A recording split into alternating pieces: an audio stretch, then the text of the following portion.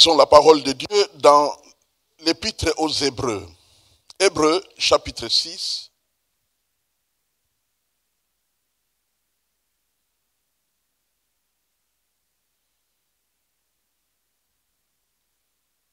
Hébreux, chapitre 6, le verset 19.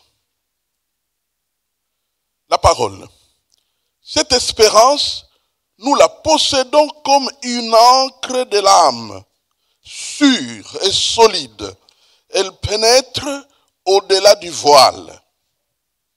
Cette espérance, nous la possédons comme une ancre de l'âme, sûre et solide.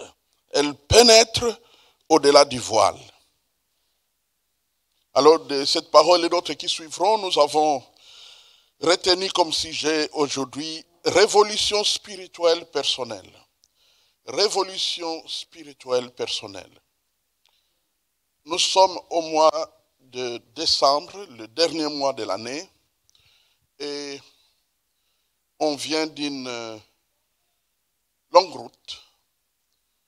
On vient de loin, on vient de janvier, et on arrive à décembre. On utilise toutes sortes de moyens spirituels, en tout cas les chrétiens de notre temps, principalement les charismatiques, utilisent tout ce qui est nécessaire pour essayer de manifester à Dieu d'une manière particulière leur désir de terminer en puissance l'année. Certains prennent des engagements du type jeûne et prière, un long jeûne et prière, au point que parfois on termine l'année fatigué parce qu'on s'est tellement livré dans les jeûnes, et c'est très bien de le faire pour la gloire de Dieu, mais il y a toutes sortes de choses que Dieu, toutes sortes d'outils spirituels que Dieu peut nous donner pour révolutionner notre vie. Et je m'emploie à partager certaines choses, je l'espère, qui nous seront utiles dans cette fin de l'année et pour commencer la nouvelle année. La révolution spirituelle personnelle. Prions le Seigneur. Père Tout-Puissant, merci pour le bonheur que nous avons de nous retrouver ensemble dans ta maison de prière pour être édifiés par ta parole, pour être édifiés par les chants, pour être édifiés par les prières, pour être édifiés par la présence des uns et des autres, pour être édifiés par les différents témoignages que tu libères pour manifester tes actions pendant notre génération et dans nos vies de façon tangible. Père, merci. Maintenant, nous te prions. Je te prie que tu touches mes lèvres, tu touches mon intelligence, que tu mettes une sorte de coordination. Une maîtrise, une méditation humaine ne suffirait pas pour que je communique ce qu'il y a dans ton cœur. Ô Dieu vivant, aie pitié de moi. Viens par le Saint-Esprit, parle par la bouche d'un homme et fais du bien à plusieurs au nom de Jésus. Amen. En introduisant notre exhortation de vendredi, je disais qu'il y a des symboles qui ont été utilisés dans l'histoire du christianisme pour symboliser l'activité chrétienne, l'église du Seigneur, et ainsi de suite. Et le premier de ces symboles, nous le savons, c'est la croix. C'est la raison pour laquelle toutes les églises chrétiennes du monde, d'une manière ou d'une autre, vous trouverez toujours le symbole de la croix. Mais il n'y avait pas que ça. Il y avait aussi des symboles complémentaires, entre autres le poisson. Alors, dans les milieux qu'on appelle conservateurs, mais en réalité, ce sont des milieux évangéliques des États-Unis, on a créé carrément dans une usine le poisson métallique et avec une colle vraiment très très forte, en sorte que quand vous fixez cela sur votre voiture, on ne peut plus l'enlever, jusqu'à ce que la voiture ira à la casse. Et alors, c'est comme ça que les chrétiens se reconnaissaient même à l'époque, surtout à l'époque des persécutions. Les chrétiens mettaient donc cet insigne de poisson aux portes, au mur afin que ceux qui passent reconnaissent qu'il y a des chrétiens dans une maison. Mais il y a un symbole dont on a très peu parlé, c'est l'encre. Alors, je dois vous avouer une faute. Lorsque j'étais encore jeune dans la compréhension de l'écriture et que je passais par ces versets, je croyais qu'on parlait vraiment de l'encre. L'encre pour écrire.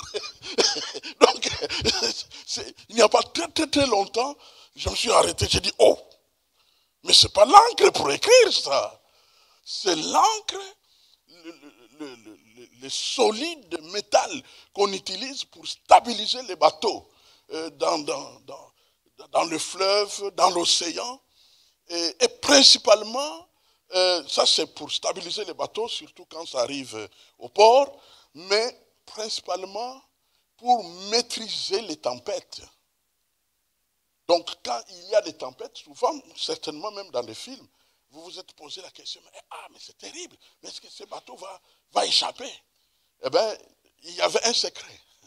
Il y avait des ancres qui étaient enfouies, des métaux qui étaient enfouis. Et j'ai pris le temps d'aller un peu dans le monde des encres pour découvrir de quoi il est question. J'ai découvert qu'il y a une quinzaine de sortes d'encre. Une quinzaine de sortes d'encre. Et que les encres sont choisies selon les terrains, donc le fond des eaux qu'on traverse. Les encres sont choisies en fonction de cela. Et donc, quand par exemple, il y a des algues ou il y a de l'herbe de fond de mer, il y a une forme d'encre qu'on utilise. Et quand il y a beaucoup de sable dans le fond du fleuve ou de l'océan, eh bien, il y a une forme d'encre qu'il faut utiliser. Et quand il y a des tempêtes, c'est à ce moment-là qu'on prend ce qu'on appelle l'encre de mer, ou l'encre de résistance, ou l'encre des temps extrêmes. Parce que c'est cette encre-là qui peut stabiliser. Les vagues peuvent venir, mais l'encre va résister. Le bateau ne va pas dériver. Le bateau va rester grâce à l'encre. Et remarquez que cet instrument de navigation se trouve dans la Bible. Se trouve dans la Bible. Hébreux chapitre 6, le verset 19. Que comme l'encre à nos âmes, qui descend tout au fond là, nous pouvons relire cette espérance, l'espérance que nous avons à notre Dieu, tout ce que nous attendons de notre Dieu, nous la possédons comme une encre de l'âme, sûre, solide. Elle pénètre au-delà du voile, qui va au-delà, donc dans les profondeurs des eaux là. Elle pénètre là-bas pour nous soutenir, pour nous protéger. Le vendredi, dans notre culte, j'ai attiré l'attention sur 2 ancres. Je voudrais en ajouter 2 autres et je continuerai mon enseignement. Pour juste attirer notre attention, parce que si nous voulons la révolution spirituelle, la première chose dont nous aurons besoin, c'est de savoir maîtriser les temps difficiles. Les temps difficiles. Il y a beaucoup de chrétiens qui veulent aller loin avec le Seigneur, mais qui sont bousculés par des temps difficiles et ils deviennent incapables d'avancer. Ils sont bloqués tout simplement. Et nous avons donc besoin justement de maîtriser les tempêtes qui peuvent arriver dans nos vies. Et bien, comme nous l'avons vu vendredi soir, la première tempête, la première ancre, c'est la présence de Dieu. La présence de Dieu. Mes frères et sœurs, Dieu a dit, pas un homme, Dieu a dit, je serai avec vous tous les jours.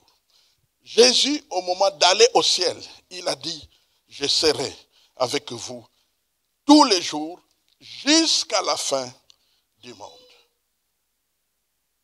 Et lorsque les apôtres passaient par des temps terribles tels que les vagues de la mer, il a crié, rassurez-vous, je suis là. Donc nous avons un Dieu dont la présence garantit notre sécurité en temps de tempête. Ah oui, c'est comme ça que notre Dieu agit. Maintenant, la présence de Dieu, comme nous le savons, ne sera pas toujours manifeste, ne sera pas toujours palpable. Vous ne verrez peut-être pas une forme de Dieu. Vous ne verrez peut-être pas Jésus vous apparaître comme ça. Comme on est en train de le voir dans un certain monde, principalement dans les régions qu'on appelle les régions non atteintes. J'en ai un peu parlé récemment. Il semble de plus en plus que Jésus est en train de se présenter. C'est moi Jésus. Et on le voit avec une forme visible, principalement chez les musulmans. Principalement. Nous ne savons pas, nous ne pouvons pas répondre à la question pourquoi est-il en train de se manifester là-bas. Nous pouvons avoir des suppositions. Comme par exemple, comme c'est dangereux chez eux de se convertir au christianisme, peut-être que le Seigneur carrément se présente pour donner un éclat particulier, afin de leur donner le courage de s'engager malgré les risques qu'ils prennent pour être capables de prendre les risques. Mais nous ne pouvons pas aller plus loin, c'est Dieu qui connaît pourquoi il le fait directement. Par contre, Dieu nous demande de reconnaître sa présence par la foi. Nous marchons, dit la Bible, non par la vue, mais par la foi. Et la foi que Dieu est là. Il est là et il est fidèle et il sera là. Un jour, Jésus, quand il est revenu à la vie, il vient se présenter aux disciples. Et parmi ces disciples, il y avait un qui était absent. Les disciples Thomas, l'apôtre Thomas, était absent de ce moment-là. Et puis, le Seigneur a rassuré ses enfants, ses serviteurs. Il est parti. Après, Thomas s'amène. Vous connaissez l'histoire. On dit à Thomas, le Seigneur était ici. Il regarde tout le monde dans les yeux pour voir s'ils ne sont pas en train de s'amuser. Et puis quand même, il lâche la phrase. Si je ne le vois pas, si je ne le touche pas, je ne croirai pas. Même si vous croyez, même si vous rendez témoignage. Il a fait fi à tous les versets bibliques qui disent qu'un témoignage de 2 personnes vaut la peine d'être reçu. Il a dit non, non, non. Si moi, je ne vois pas, je ne croirai pas. Et ça n'a pas duré que le Seigneur est venu. Pourquoi est-il venu? Parce qu'il ne voulait pas perdre son disciple. Il ne voulait pas perdre son disciple. Il est venu et il s'est présenté, vous connaissez la suite. Mais la phrase qu'il prononce est très importante. Tu crois parce que tu as vu. Heureux ceux qui croient sans avoir vu. Qu'est-ce que cela veut dire? Cela veut dire que croire sans voir est supérieur à croire en voyant. Alors que le plus souvent, nous voulons voir. Nous voulons voir. Quand nous prions pour une maladie, nous ouvrons les yeux pour voir. Nous voulons voir. Nous ne nous contentons pas du nom de Jésus qui a été proclamé. Nous ne nous contentons pas du témoignage qui a été rendu de la parole de Dieu pour proclamer avec foi qu'il y a une guérison. Nous voulons voir. Et donc nous sommes quelque part un peu tous des rebelles de la foi. Et je crois que Dieu veut que nous soyons justement ces hommes et ces femmes qui croient. Deuxièmement, nous avons parlé du fait qu'il y a une autre forme d'encre qui est le plan de Dieu pour notre vie. Le plan de Dieu pour notre vie. Dieu a un plan pour notre vie. Et ce plan-là nous soutient. Ce plan-là nous aide à résister aux tempêtes. Parce que le plus souvent, les tempêtes viennent pour défier notre avenir. Pour nous faire croire qu'il n'y a plus un avenir. Qu'il n'y a plus un espoir. Que tout est perdu. Eh bien, il y a ce plan divin. Je connais les projets que j'ai formés sur vous. Ce plan-là nous soutient. Nous soutient. On peut continuer la méditation dans le message de vendredi, mais en tout cas, le plan de Dieu est irrévocable. le plan de Dieu est supérieur à toutes les tempêtes.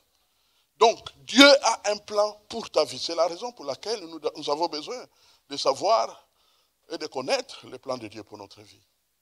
Nous ne le connaîtrons pas nécessairement en ayant tous les détails.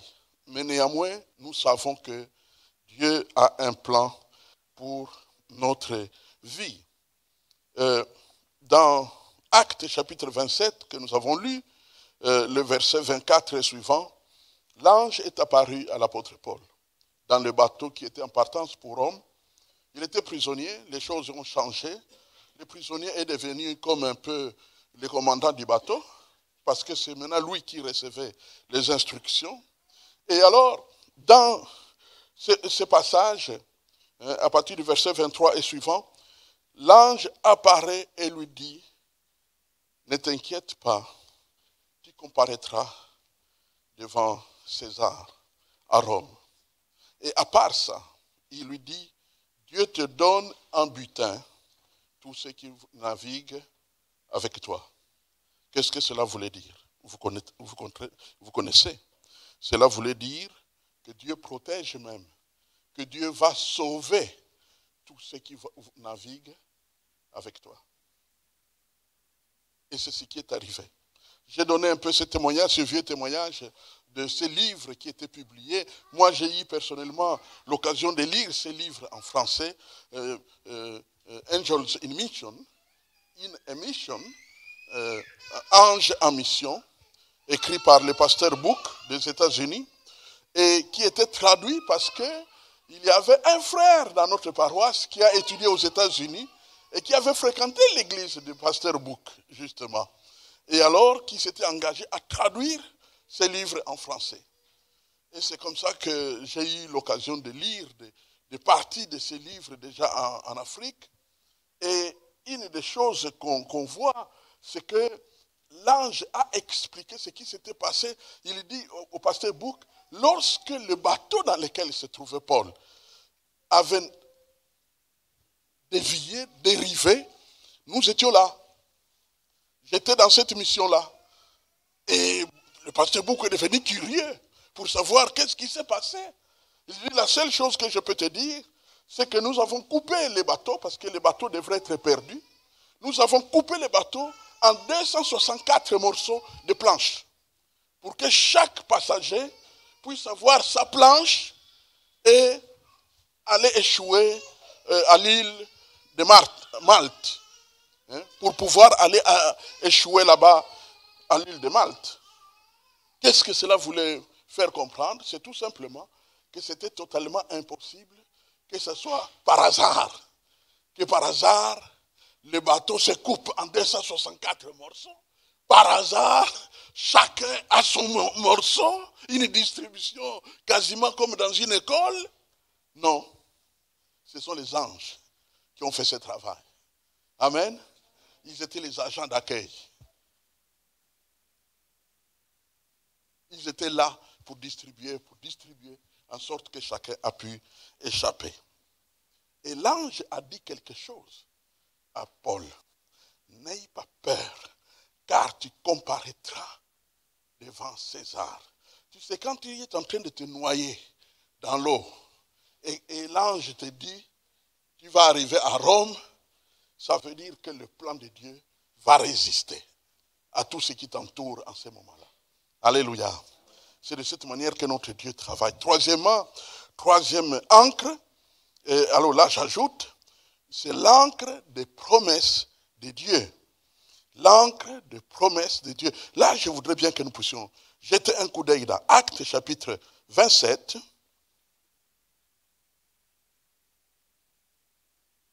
Actes chapitre 27, le verset 25, l'écriture.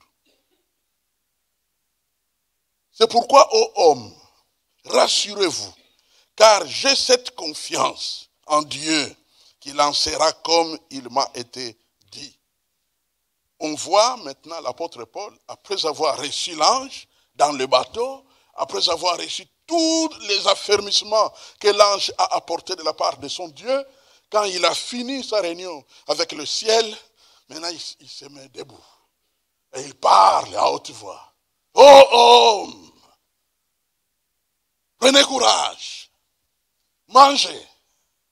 C'est depuis longtemps que vous n'avez plus mangé. Car ce qui m'a été dit va s'accomplir. Les promesses de Dieu. Amen. La Bible dit les promesses de Dieu sont oui et amen. Oui et amen veut dire qu'elles s'accomplissent certainement. Il y a même un passage prophétique dans lequel il est dit si ça tarde, attends, car ça s'accomplira certainement. Les promesses de Dieu, mes frères et sœurs, ne sont pas de belles phrases comme des vœux pieux d'un Dieu qui nous aime. Non, non, non. Les promesses de Dieu sont porteuses de la puissance de Dieu. Ce que Dieu promet, Dieu engage sa personne pour aller et mener tout cela à l'accomplissement. La foi grandit en s'appuyant aux promesses de notre Dieu. La foi grandit en s'appuyant. Et quatrièmement, c'est l'encre de la toute-puissance de notre Dieu. L'encre de la toute-puissance de notre Dieu. Ce qui est impossible aux hommes est possible à Dieu. Lorsque les tempêtes viennent, il y a des moments où on peut se dire, en tout cas, les médecins ont dit, en tout cas, on a appris que la décision a été prise au niveau des États-Unis, au niveau de la Russie, au niveau de l'Union machin, et ainsi de suite. Et maintenant, c'est trop tard, ça sera difficile. Pas en face des promesses de Dieu et pas en face de la puissance de Dieu. Dieu est tout puissant. Amen. Dieu est tout puissant. Dans ce livre de l'Épître aux Hébreux, la Bible dit que Dieu est tout puissant même pour ressusciter les morts. C'était la réflexion jusqu'où notre grand frère, notre père dans la foi, Abraham, est arrivé. Quand il reçoit l'ordre, monte sur Morija et là offre ton fils. Tue-le, coupe-le, brûle en holocauste. Dans l'Épître aux Hébreux, au chapitre 11, la Bible de dire, Abraham pensait que Dieu est puissant, même pour ressusciter les morts. Amen. C'est ouvert, hein? C'est disponible de croire jusque-là. Nous avons tout ce qu'il faut. Quand tu es né de nouveau, tu as tout ce qu'il faut pour croire à tout ce que la Bible dit. Amen. Parce que le message de l'évangile, c'est l'inauguration pour chacun de nous, l'occasion de pouvoir croire dans tout ce qui est écrit. Dans tout le reste. Si Dieu peut me sauver, il peut faire tout le reste. C'était ça la réflexion de l'apôtre Paul. Et c'est la réflexion de tous ceux qui ont vu l'apôtre Paul être un homme totalement perdu et dangereux, mais qui a été transformé par le pouvoir du Dieu vivant. Alléluia. C'est le premier élément. Nous devons contrôler nos tempêtes. Nous devons vaincre nos tempêtes. Quand nous sommes vaincus par les tempêtes, il nous sera difficile de grandir. Vous savez, on a rencontré des chrétiens qui auraient pu aller très très loin parce qu'ils aimaient le Seigneur. Ils ont commencé avec fougue et puis à un moment donné, comme si tout s'est arrêté. Et quand tu vérifies dans leur existence, tu découvriras qu'il y a eu des épreuves, il y a eu des tempêtes, il y a eu des problèmes. Et ces problèmes n'ont pas été maîtrisés. C'est donc important que nous puissions... Vous savez, le thème de la persévérance dans la Bible, c'est aussi pour se tenir ferme, hein, après avoir tout surmonté, comme dit la parole de Dieu. Alléluia. Gloire à Dieu. Et toujours dans cette révolution spirituelle personnelle, il y a une deuxième partie que je voulais aborder, c'est le progrès spirituel coule par ou coûte le changement. Coule par un changement. Nous atteint par le changement. Le mot changement. Changement, c'est un mot qui s'applique aux chrétiens d'une manière particulière. En d'autres termes, quand tu es enfant de Dieu, tu dois savoir que tes jours, ta vie, doit tourner autour des changements. Dieu est un Dieu qui change. les gens. Quand tu approches Dieu, il te change. On voit même des endroits où Dieu, pour symboliser ces changements, change de nom. Fait changer de nom. Tu t'appelais Saul. Maintenant tu seras Paul. Tu t'appelais Simon. Maintenant tu seras Pierre. Dieu change. Donc le changement est... Et quand tu deviens enfant de Dieu, tu dois t'attendre au changement. Tu dois, comment dire, t'investir dans le changement. Tu es appelé à être à être changé. Il n'y a que Dieu qui ne change pas parce qu'il est ce qu'il est d'éternité en éternité. Mais nous les hommes, Dieu nous change. Amen. Dieu nous change. Tu ne peux pas parler au nom de tes coutumes. Dieu doit te changer. Tu ne peux pas parler au nom de comment tu as toujours vécu, de tes habitudes. Dieu doit te changer. Notre Dieu est un Dieu qui change. Qui change. C'est le but de Dieu. Mais alors, quel changement? De quel changement est-il question? Non, il ne veut pas faire voilà, il te change et tu deviens orgueilleux spirituellement. Non, non, non, non. Le changement que Dieu apporte est précis dans la Bible. Dieu veut que nous changions pour ressembler. Amen. Pour ressembler à qui? À Jésus. Pour atteindre la stature parfaite de Christ. Donc le changement, c'est un changement avec un modèle connu, modèle précis. Et ce modèle, c'est le modèle de Jésus-Christ. Modèle de Jésus-Christ. Changement de modèle. Et alors, quand nous voulons changer, Dieu nous a donné un miroir. J'aimerais que nous puissions jeter un coup d'œil sur ce miroir. C'est Galates chapitre 5.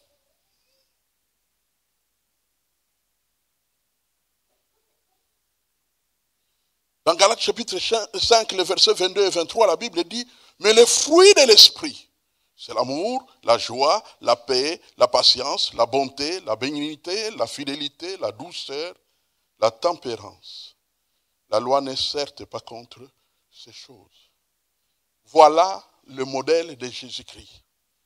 Si vous réfléchissez en un temps bien calme, vous découvrirez que les fruits de l'esprit décrit Jésus. Amen.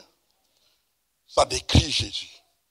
Et c'est notre miroir en tant qu'enfant de Dieu. C'est notre miroir de changement. Quand vous vous présentez devant un miroir, vous trouverez toujours de près ou de loin quelque chose à changer. Si pas les cheveux, on peut continuer avec la liste. Il y a des choses à changer.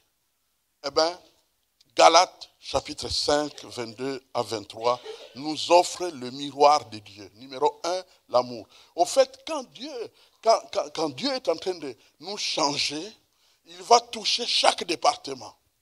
Donc chacun de ces éléments du fruit de l'esprit, c'est tout un département de ta vie.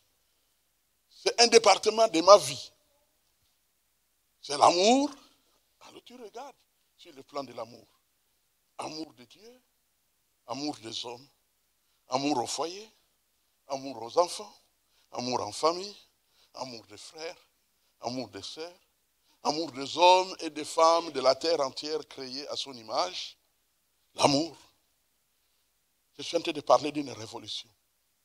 Je suis en train de parler des jours que nous pouvons passer devant Dieu pour pouvoir recevoir le changement. La joie. Et alors là, c'était notre département. Où est-ce que j'en suis par rapport à la joie? Ça fait que la joie anime le climat dans une maison. La joie, il y a des gens qui pensent que quand tu es spirituel, tu ne dois pas manifester tes sentiments. Il faut être toujours un peu crispé, sérieux, comme un militaire hein, qui est debout à l'entrée du palais de Sa Majesté. Non, non. Tu dois être un animateur de bonheur. Tu dois multiplier et distribuer la joie. Pas seulement à ceux qui sont faciles, mais aussi à ceux qui sont difficiles. faut multiplier la joie. Savez-vous ce que la Bible dit au sujet de la joie? C'est une force. La joie du Seigneur est ma force. Amen. Quand tu distribues la joie, même au moment où tu aurais voulu la retenir, eh bien, la joie du Seigneur te fortifie. La paix.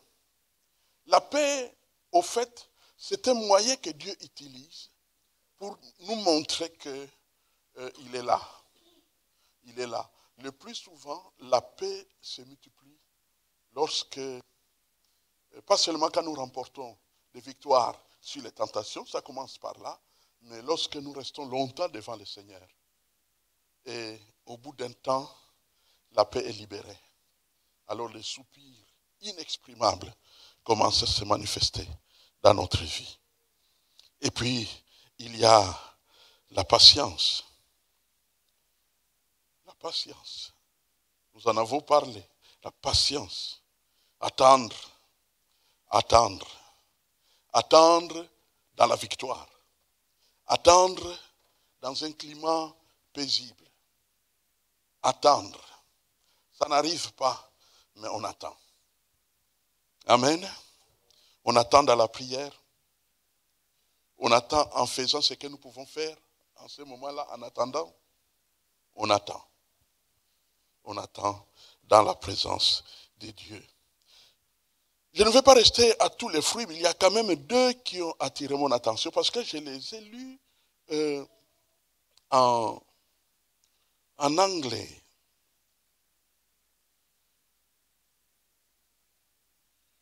La bonté, la bénignité. Je ne sais pas s'il y a quelqu'un qui a une autre version pour ce mot-là, bénignité. En anglais, j'ai vu kindness et goodness. Kindness, c'est au fait la bienveillance. Et la bienveillance est orientée vers des individus. Bon accueil. La bienveillance. Bon accueil. Soin apporté aux autres. Les accueillir. Être gentil. La gentillesse. Savez-vous que Dieu peut même te diriger, peut t'inspirer. Quand tu es de bonne foi, quand tu es goodness, c'est-à-dire bonté, bon. Quand tu es bon, Dieu va t'inspirer la gentillesse, la kindness. Il va t'inspirer. Il peut même te parler dans la vision. Quel doit être ton comportement? Oui, il peut te parler. Il peut te dire des choses. Ma sœur Arlette, Dieu m'a parlé de comment je devais t'accueillir.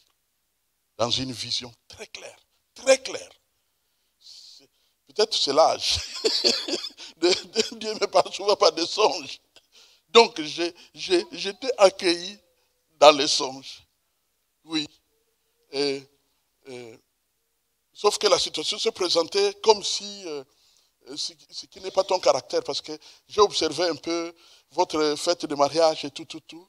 J'ai vu que tu es une sœur, je ne dirais pas réservée, mais paisiblement là. Paisiblement là. Mais dans les songes, tu chantais et tu dansais. Donc quand la sœur a déclenché ses danses, j'ai dit oh. Amen. Notre Dieu est fidèle.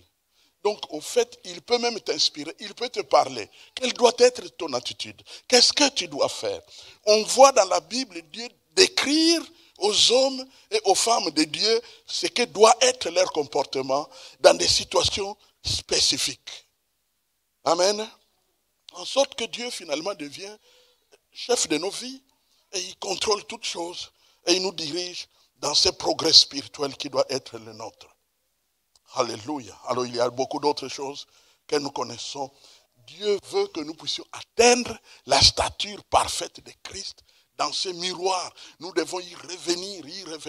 Je vous dis, j'en parle peut-être en 8 minutes, mais quand vous serez vous-même devant ça, vous vous rendrez compte que vous pouvez y passer toute 1 heure, 2 heures, 3 heures, peut-être même toute la nuit, en train de méditer pour que Dieu te parle de ton amour. Quel est le degré de ton amour actuellement? Où est-ce que tu te retrouves? Et ainsi de suite. Alors vient la partie C. Je termine par là. Je voudrais parler de sacrifices que nous devons donner à Dieu. Dieu, ça se nourrit. Il faut nourrir Dieu. Tu dois nourrir ton Dieu. Amen. Dieu a faim. Un jour, Jésus a dit, quand le Fils de l'homme viendra sur la terre, trouvera-t-il la foi sur la terre? Dieu a faim. Dieu a faim. Mon peuple que tu vois, son cœur est éloigné de moi. Il parle de moi par les lèvres, mais son cœur est éloigné de moi. Notre Dieu veut des signes qui partent de nous vers lui. Et cela chaque jour.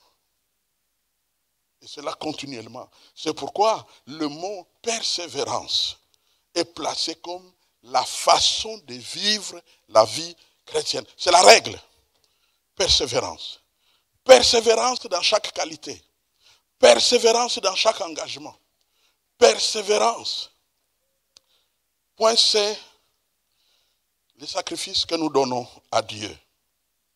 Nous les connaissons dans cette maison de prière. Mais j'y reviens justement parce que nous sommes à la fin de l'année. Il y en a 4 sacrifices que nous devons offrir, que Dieu attend de nous. 4 sacrifices. Mon frère, ma soeur, si tu es enfant de Dieu, Dieu attend de toi que tu lui donnes régulièrement les 4 sacrifices. Donne. Ah, ces derniers temps, je peux donner dans tel domaine, dans tel domaine et dans tel autre domaine. Premier sacrifice.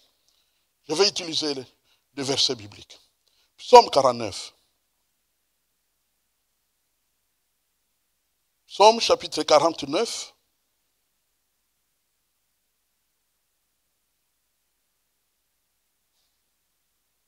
Le verset 14. L'écriture.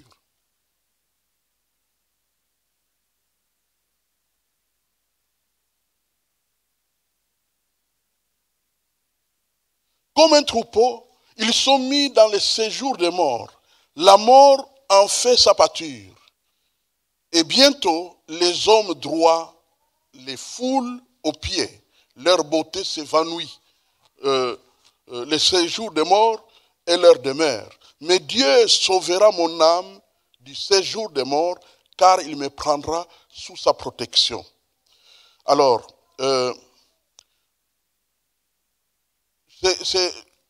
ce passage, parce que je l'ai lu dans une autre version, je le complète par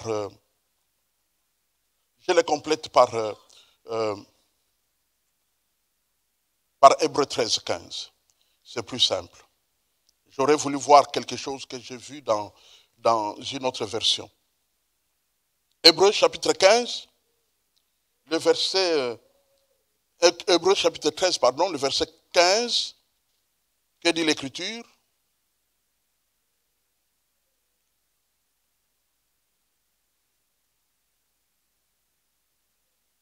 Par lui, offrons sans cesse à Dieu un sacrifice de louange, c'est-à-dire le fruit des lèvres qui confessent son nom. Amen. Le fruit des lèvres qui confessent son nom. Confesser veut dire proclamer. Proclamer le nom de Dieu.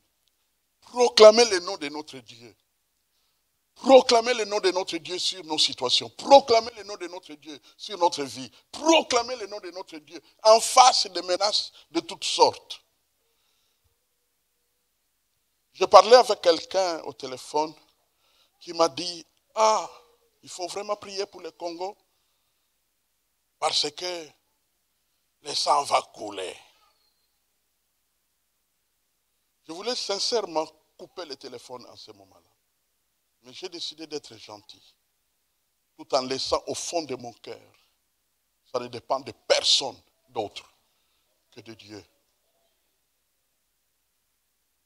Il y a eu quelqu'un, vous avez entendu?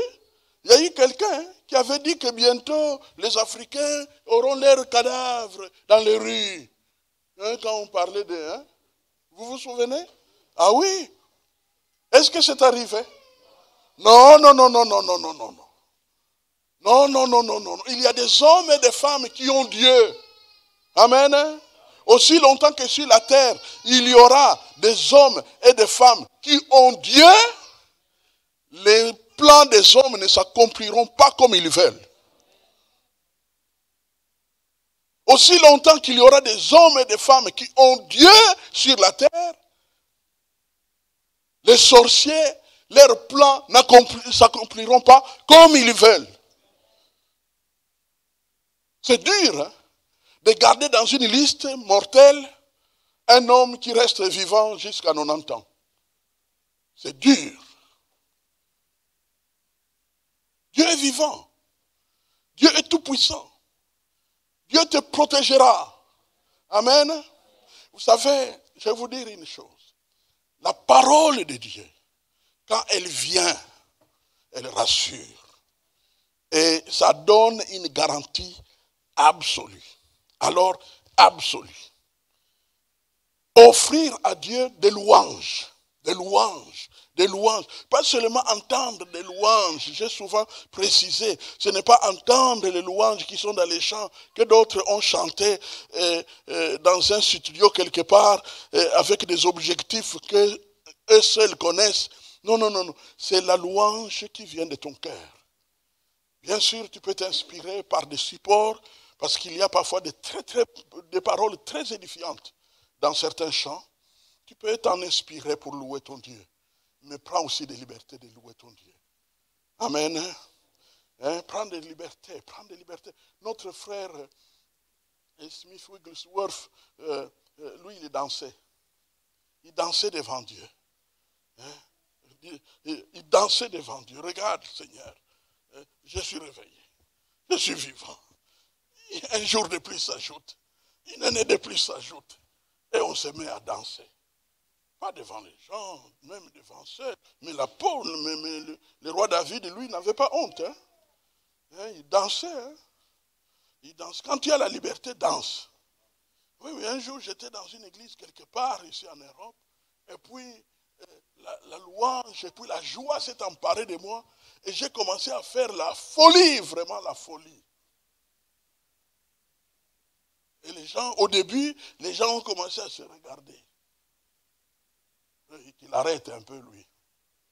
J'ai continué. Et à la fin, certains ont commencé à me rejoindre. Béni soit le Seigneur. Oui. Un jour, Dieu était en train de nettoyer mon âme de ses péchés. Ça s'est passé à Ebnakapelle, en Suisse. On était allé là-bas pour chanter. Nous avons chanté, on a terminé. Et puis, un homme de Dieu a prêché. L'Esprit de Dieu m'a touché. Je me suis mis à pleurer. Aucun homme, aucune femme ne peut pleurer de cette manière-là volontairement. C'est impossible. Donc comme c'était une journée, ils ont construit une sorte d'hôtel dans lequel il y a des salles. Vous savez, la Suisse est riche. Hein?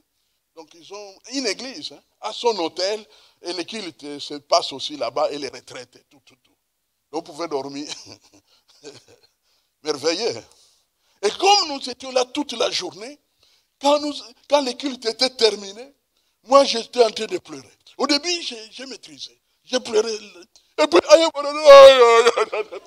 j'ai commencé à pleurer.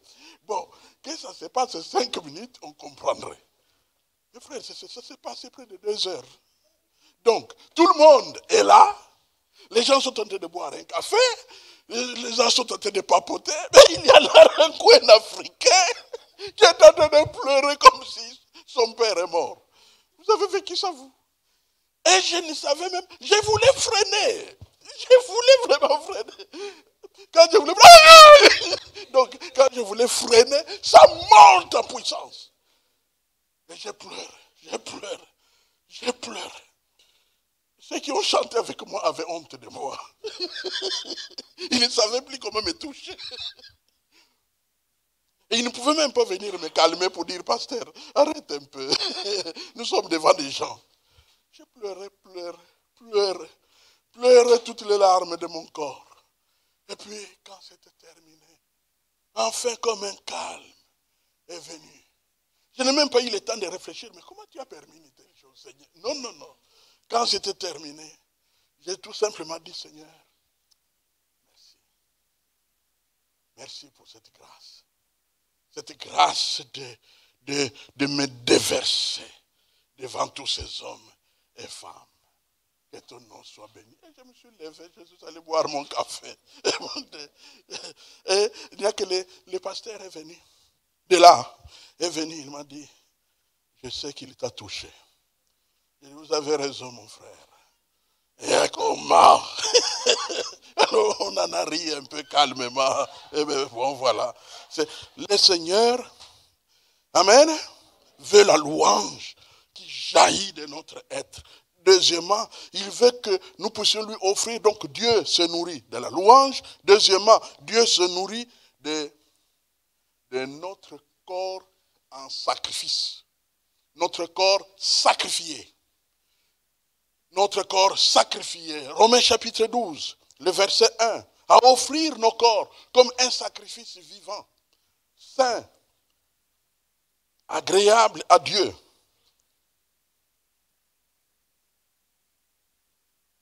À offrir nos corps. À offrir nos corps. Donc c'est Hébreu, n'est-ce pas? C'est plutôt Hébreu chapitre 12, verset 1. À offrir nos corps. À offrir nos... C'est quoi offrir nos corps? Offrir nos corps veut dire renier notre volonté. Offrir nos corps veut dire être prêt à n'importe quel sacrifice qui ne permet plus au corps de s'exprimer comme il veut. Quand nous disons à Dieu que ta volonté et non la mienne, c'est ça, offrir ton corps en sacrifice. Alléluia. C'est ça, offrir ton corps en sacrifice. À offrir nos corps. À offrir nos corps à Dieu. Et ça, c'est chaque jour. Chaque jour. Parfois, c'est un aspect, parfois un autre aspect que Dieu te donne, te montre.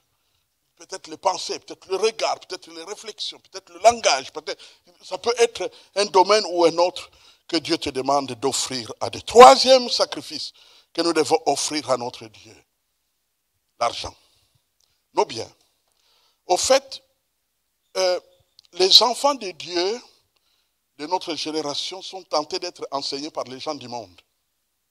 Les gens du monde ne peuvent pas nous enseigner. C'est Dieu qui doit nous enseigner. Amen. Quand je dis Dieu, ça veut dire la parole de Dieu. Dieu parle de quoi? Des dîmes. Apporter à la maison du trésor toutes les dîmes. Toutes les dîmes. Toutes les dîmes veut dire de tous les hommes. Toutes les dîmes veut dire d'où que vienne cet argent. Toutes les dîmes veut dire qu'il faut donner à Dieu ce que Dieu te donne.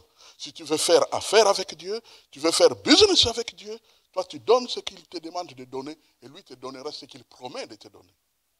Amen. Et vous verrez, si je n'ouvre pas pour vous, les églises des cieux. Frères, pourquoi Dieu demande cela alors qu'il n'a pas besoin de notre argent? Il est esprit. Il ne dépense pas. Pourquoi? Parce que son fils, en quittant la terre, quand il a fini de sauver les hommes, a prévu des centres de protection du salut. Et ces centres de protection du salut s'appellent l'Église. Et ces centres de protection du salut fonctionnent dans les logiques de la terre. C'est-à-dire un lieu, un temple, des frais. C'est l'hiver, des chauffages, des projets de développement. Des projets de développement de tous les domaines. Par exemple, le projet de développement de l'enseignement. Je vous enseigne, c'est mon bonheur de vous servir de la sorte, mais on peut aussi utiliser les dons d'enseignement des autres serviteurs. Et ces autres serviteurs ne viendront pas toujours de la ville. Ils peuvent venir de loin. Et s'ils viennent de loin, ce n'est pas à eux de payer leur billet d'avion pour qu'ils arrivent jusqu'ici. Quand ils arrivent, si nous devons les accueillir, nous devons couvrir leurs frais. Dans un chapitre du passé, vous vous souvenez combien de serviteurs ont fait pratiquement les visites parmi nous. Ce sont là des projets de Dieu. Il peut arriver que Dieu veut que les jeunes se retirent dans un centre. Ce centre-là n'est pas à nous. C'est un centre qui appartient à d'autres. Ils mangeront, ils boiront, ils vont dormir là-bas. Nous ne pouvons pas demander à nos jeunes de tout payer eux-mêmes.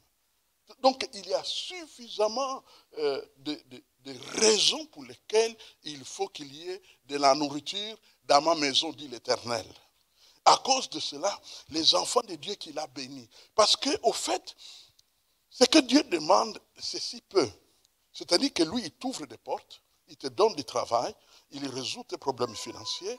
Et maintenant, toi, en réponse à ce Dieu qui te bénit, tu lui donnes ce qu'il te demande de lui donner. La dîme, les offrandes, parfois des dons spéciaux que Dieu peut inspirer dans ton cœur. Quand Dieu inspire ton cœur à pouvoir faire un don, ne change pas d'avis. Va jusqu'au bout. Pose l'acte sans te poser de questions. Il y a même des moments où Dieu demande que la main droite ne sache pas ce que la main gauche fait, que la main gauche ne sache pas ce que la main droite fait. Cela veut dire qu'il n'y a pas à faire des réunions de la ville pour savoir si tu donneras ou tu ne donneras pas. Il y a eu dans le passé, dans certains milieux, loin là-bas, des chrétiens qui prenaient des libertés d'aller dire aux autres chrétiens de ne plus donner à l'église. Ça, c'est l'œuvre de Satan. Quand vous voyez une telle personne, même si elle te fait croire qu'elle est spirituelle, elle est servante, il est serviteur du diable lui-même qui a été chassé du ciel. Parce que ni la main droite, ni la main gauche ne doit savoir ce que tu fais. Alléluia. C'est de cette manière que tu offres à Dieu ces sacrifices. Et l'apôtre Paul, dans Philippiens chapitre 4, qu'est-ce qu'il dit, l'apôtre Paul? Dans Philippiens chapitre 4, le verset 18, il dit ceci. Il dit, j'ai tout reçu et je suis dans l'abondance. J'ai été comblé de biens matériels dont il parle ici. Il ne parle pas de biens spirituels. De biens en recevant par Épaphrodite ce qui vient de vous comme un parfum de bonne odeur, un sacrifice. Voyez-vous le mot qui est utilisé? Un sacrifice que Dieu accepte et qui lui est agréable. Mon frère, ma soeur, vérifie. Où en es-tu des sacrifices agréables à Dieu que tu dois apporter à la maison du trésor, l'église dans laquelle Dieu entretient ton âme pour te préparer à l'éternité? Mes frères et sœurs, le bénéfice d'être préparé pour aller au ciel avec garantie d'une assurance, c'est une grâce excellente qui dépasse tous les autres avantages. À cause de cela, on doit être prêt au sacrifice. Alléluia. Et enfin, un dernier sacrifice que nous lisons dans 1 Pierre chapitre 2, quatrième sacrifice. 1 Pierre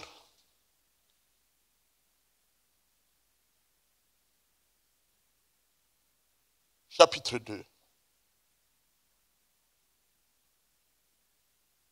Le verset 5.